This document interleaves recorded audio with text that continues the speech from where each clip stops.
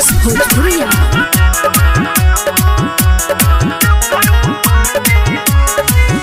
असो सावन में देवघर घुमा दी मुर्दा राही पर सजनवा हो। असो सावन में देवघर घुमा दी मुर्दा राही पर सजनवा हो। भोले बाबा पर जलवा चढ़ाई हो। भोले बाबा पर जलवा चढ़ाई पूरी शोभे अरमनवा हो।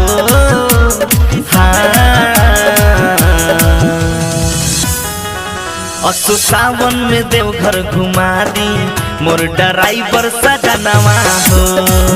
असो सावन में देवघर घुमा दी मोर ड्राइवर।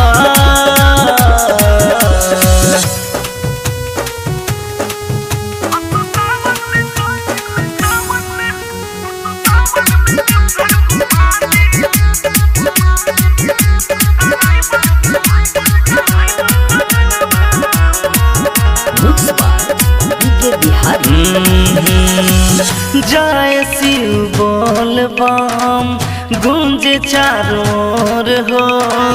सुनी सुनी मनवा हमरो हो जाला विभोर हो।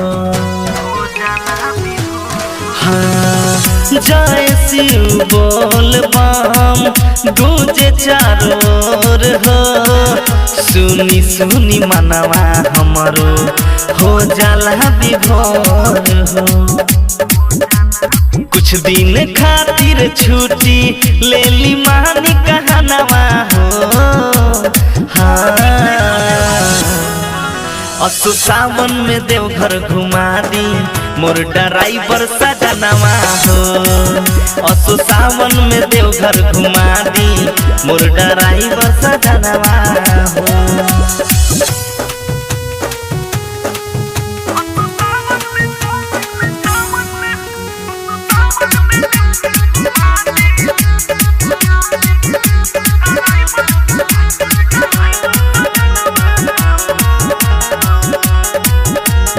Bihari recording studio.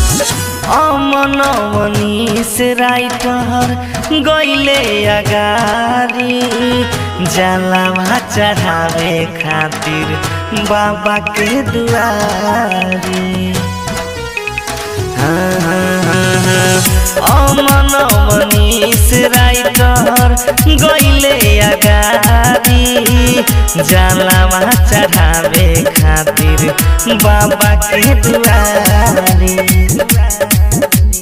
बिके बिहारी भोले बेचे परी तन के गहनवा हो।